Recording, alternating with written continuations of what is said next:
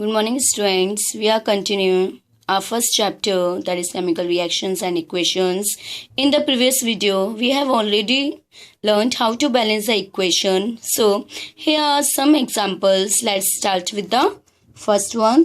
So, beta, any सबसे पहले हमें काउंटिंग करनी पड़ती है एटम्स की. ये इक्वेशन है हमारी.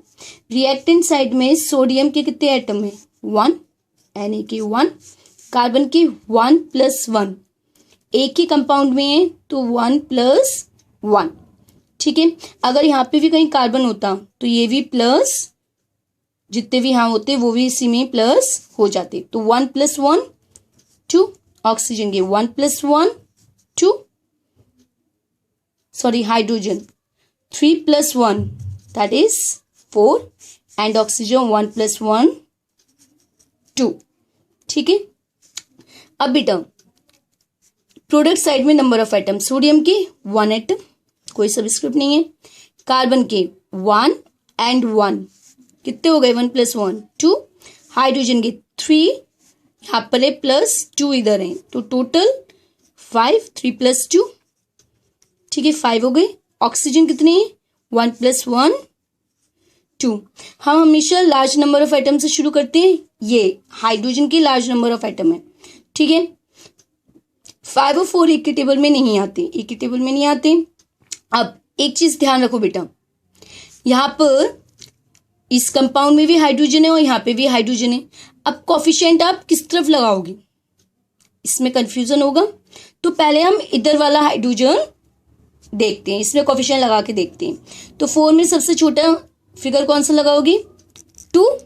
4 × 2 कितना? 8. तो यहाँ आप 2 कोफिशिएंट लगा के देखो. पहले हमेशा स्मॉल वैल्यू से शुरू करते हैं. 2 लगा के देखा. अब यहाँ पे देखो हमने 2 लगाया तो कार्बन कितने हो गए? 2 तो ऑलरेडी थे. * पूरा ये 2 से मल्टीप्लाई हो गया. नंबर ऑफ एटम इन सारे जितने भी एलिमेंट है इनके नंबर ऑफ एटम 2 से मल्टीप्लाई हो गए. 2 कार्बन, 2 × 2 कितने कार्बन हो गए? 4. 2 की जगह कितना आ गया? 4. अब यहाँ पे भी हमें 4 करना है तो यहाँ पे भी हम क्या करते हैं? 2 का मल्टीप्लाई कर देते हैं. ठीक है. तो यहाँ पे भी कितने हो गए? 2 × 2 4. ठीक है. Carbon balance. हाइड्रोजन देखो कितना है. उसके बाद आता है हमारा सोडियम. सोडियम देखो यहाँ पे 1 है, यहाँ पे कितना हो गया? 2 एटम. 1 atom 1 × 2 2 atom. तो यहाँ पे भी कितना होना चाहिए? 2. उसके लिए हम × 2 कर देंगे. 2 सोडियम एटम हो गए. ये दोनों बैलेंस. अब हाइड्रोजन यहाँ पे तो 8 है. 4 × 2 यहाँ पे कितने हैं? 3 × 2 = 6 + 2 मतलब हाइड्रोजन भी हमारे बैलेंस हो गए. 6 + 2 8.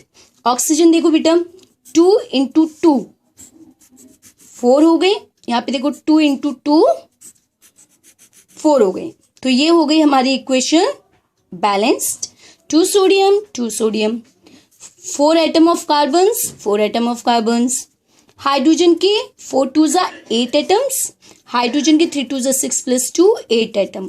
Oxygen 2 × 2 4 2 × 2 4 atoms. ठीक है. तो हमारी ये इक्वेशन बैलेंस्ड. अब सपोज अब दूसरे मेथड से करके देखते हैं. तो दूसरे मेथड में हमें क्या लगाना पड़ता है? ABCD. तो A B C D, ये ABCD एज अ कोफिशिएंट ही समझो. हम 2 को इस पूरे से मल्टीप्लाई करते हैं इनके नंबर ऑफ एटम से. वैसे हमें सोडियम को के एटम को नंबर ऑफ एटम को A से मल्टीप्लाई करना है. इसमें ये पूरा का पूरा B से मल्टीप्लाई हुआ है. ये पूरा का पूरा कंपाउंड C से और H2 पूरा का पूरा D से. ठीक है. अब कौन कौन से एलिमेंट है इसमें? Sodium, carbon, hydrogen, oxygen. तो वही करें. सोडियम के एटम 1 × क्योंकि ये A से मल्टीप्लाई हुआ है पूरा तो 1 × A = यहाँ पे रिएक्टेंट साइड में तो है नहीं सोडियम, अब प्रोडक्ट साइड में ही है तो कितना? 1 × C. ठीक है. अब C देखो कार्बन का है, यहाँ 2 एटम कार्बन के हैं और पूरा B से मल्टीप्लाई है तो 2B. प्रोडक्ट साइड में कार्बन देखो 2 एटम और पूरा C से मल्टीप्लाई तो 2C। हाइड्रोजन देखो यहाँ पर 4 एटम इंटू B, 4B, यहाँ पे दोनों जगह हाइड्रोजन है तो 3C plus 2D, 2 atom into D। Oxygen देखो 2 एटम है और B आगे मल्टीप्लाई है तो 2B इज इक्वल टू इसमें 2C। अब हम किसकी वैल्यू लें? अगर हम C की वैल्यू लेते हैं A भी मिल जाएगा। C की वैल्यू अगर इनमें से किसी की भी वैल्यू 1 लेनी है, सपोज C की 1 ली, A भी मिल जाएगा, ठीक है। और C की 1 ली तो हमें B भी मिल जाएगा और फिर हमारा इजीली D निकल जाएगा, ठीक है। चलो C1 लेके देखते हैं, ठीक है। अब देखो इसमें पुट करो C की वैल्यू, तो A is equal to C की वैल्यू 1, तो A की भी वैल्यू आ गई। यहाँ पे देखो C की वैल्यू पता है, B की वैल्यू निकल जाएगी। 2B is equal to 2 into 1, तो कितना आ गया? B इज इक्वल टू 2/2, तो ये हो गई हमारी B is equal to 1। B की वैल्यू भी आ गई, A B C की वैल्यू आ गई, D की रह गई, तो इसमें D दे रखा है। B की value 4 into 1 is equal to C की वैल्यू 1 प्लस 2D, तो 4 is equal to 3 plus 2D, तो 4 minus 3 is equal to 2D, 1 is equal to 2D, तो D की वैल्यू कितनी आई? 1/2। ये हो गई D की वैल्यू। अब हमारी A की, B की, C की, D की सबकी निकल गई, तो ABCD की जगह इन सब की वैल्यू पुट करनी है।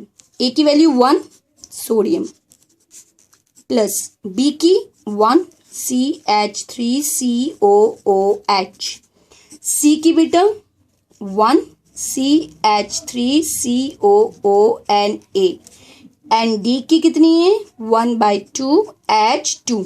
मैंने आपको बताया था अगर इन वैल्यूज को हटाने के लिए हम क्या करेंगे, उससे 2 है नीचे तो इस पूरी इक्वेशन को 2 से मल्टीप्लाई कर देंगे, ठीक है। अगर डिफरेंट वैल्यूज होती तो एलसीएम निकाल के पूरी इक्वेशन को उस वैल्यू से मल्टीप्लाई कर देते। तो 2 1 जा 2 सोडियम प्लस 2 1 जा 2 CH3COH, ये मल्टीप्लाई दोनों तरफ होता है, रिएक्टेंट साइड भी और प्रोडक्ट साइड भी। 2 1 जा 2 CH3COONA प्लस 2 इंटू हाफ, 2 से 2 कैंसिल, तो सिर्फ ये रह गया 1H2। तो ये हो गई हमारी equation balanced. 2 sodium 2 sodium, carbon के कितने एटम? 4, कार्बन के कितने एटम? 4, हाइड्रोजन के 4 2 जा 8, हाइड्रोजन के 6 2, ठीक है, 3 2 जा 6, 6 प्लस 2 8 एंड ऑक्सीजन 2 2 जा 4, ऑक्सीजन 2 2 जा 4, तो इक्वेशन बैलेंस्ड, ठीक है। अब बेटा नेक्स्ट वन, एग्जाम्पल 2 में नंबर ऑफ एटम काउंट करना अच्छे से आना चाहिए आप लोगों को, ठीक है। यहाँ पे देखो सोडियम के एटम कितने हैं? 2, कार्बन का 1, ऑक्सीजन का 3 प्लस 1, ठीक है, ये प्लस साइन है तो प्लस ही एटम करनी है, ठीक है। 4, हाइड्रोजन के कितने हैं? 2। अब बेटा ये देखो Na2CO3.10H2O मतलब कि ये पूरा 10 इससे H2O से मल्टीप्लाई हो रहा है, तो 10 2 जा 20, तो ये हो गए 20 हाइड्रोजन और ऑक्सीजन कितने हो गए? 1 एटम है, कोई सबस्क्रिप्ट नहीं है तो 1 ही मानेंगे, और 10 इंटू 1 तो कितना हो गया? 10 एटम्स ऑफ ऑक्सीजन, ठीक है। अब यहां देखो तो सोडियम के कितने हुए?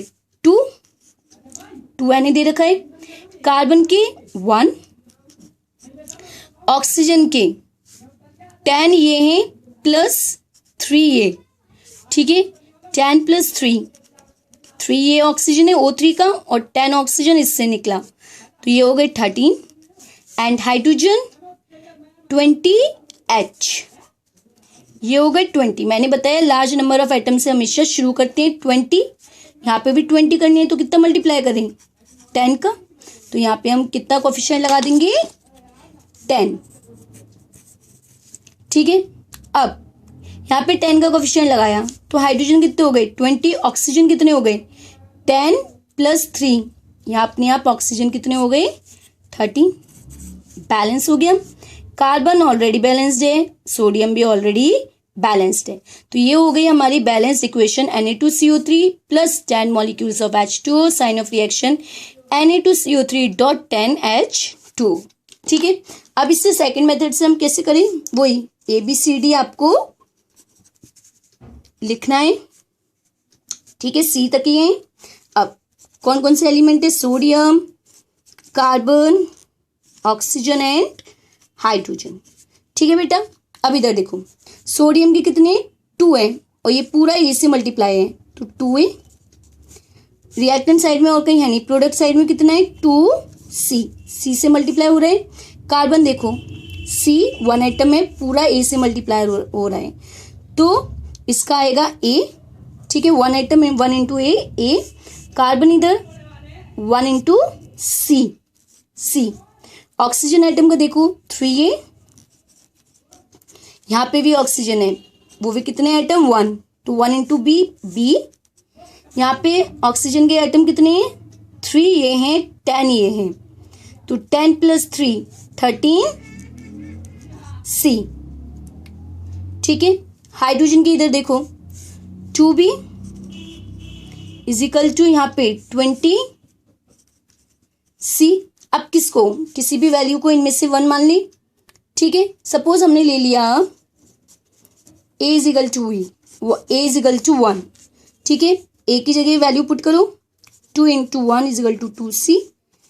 ठीक है, तो C की वैल्यू कितनी आई 1, 2/2 कैंसिल 1, C की वैल्यू आ गई। ठीक है, A की हमें A और C की तो पता ही है, अब B और D की निकालनी है, तो 2B is equal to 20C। C की वैल्यू 1 है तो ये हो गया 20, 2B, तो B की वैल्यू 20/2 तो कितना आ गया B is equal to 10। ABC, अब रह गई D की वैल्यू, सॉरी D तो है ही नहीं, तो ABC की वैल्यू आ गई, तो ABC की जगह ये वैल्यूज पुट कर दो। A की 1 Na2CO3, B 10H2, C Na2CO3.10H2O।